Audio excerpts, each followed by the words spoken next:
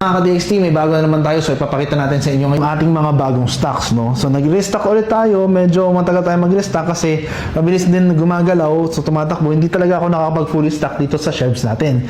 So, ayan, may mga stocks tayo. May mga palitin din tayo, no? So, ito yung mga nagpapakonvert to DXT. Ngayon, may bago tayo dito sa DXT. At yung bagong yun, pakita natin yun with our guest, si Sir Edgar.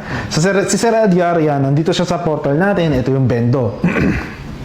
Sir Edgar, ano ba ito? Ito ay yung portal natin, di ba? Boss, ano to? Ano yung button dyan? Arcade.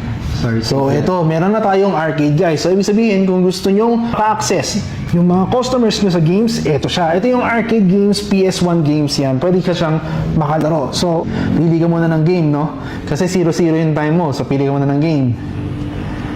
Metal Slug. Okay, Metal Slug, yan. So, yan, Metal Slug. Mukhang maganda yan, boss, ha? So, mag-uulog lang si Sir Edgar dito ng piso. Sir Edgar, ulog yung piso. Oh, galing. Okay, so since nakamaghulog na siya ng piso, yan, complete payment tayo, sir, kasi 1 per 10 minutes, go.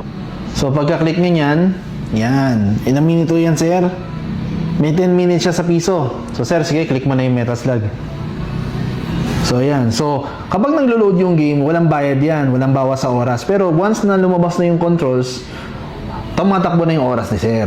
Ayan, tulad yan. Anong oras yan, sir? 9:54. So, sige, sir. Yung mga games, maglo-load yan ng medyo, siguro mga ilang minuto once na pag-open ng mga games. Pero after nun, kapag maglalaro na ulit sila ng paulit-ulit, hindi na maglo-load yan kasi nasa buffer na ng mga phones nila yung mga games. Ngayon, so ayan, naglo-loading pa si sir. Siyempre, yung loading, wala tayong magagawa doon, part ng game yan, kaya part pa rin ng oras yan.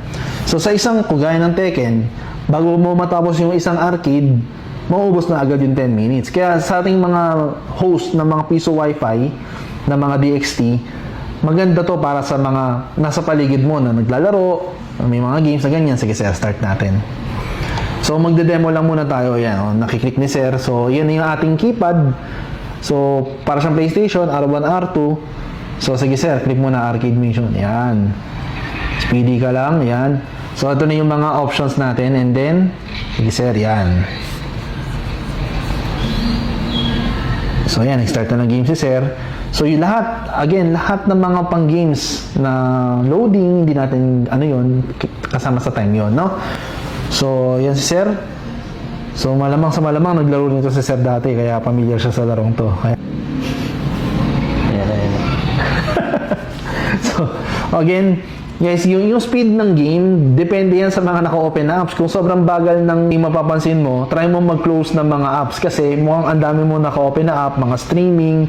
So, close nyo muna yan para makapag-free kayo ng mga items sa mga games. Sige, sir. So, ito yung bagong capability nitong ating Smart Vendo. Actually, meron pang isa, pero ito muna malalabas namin ngayon. Additional sa business mo, sa pagkakakitaan mo.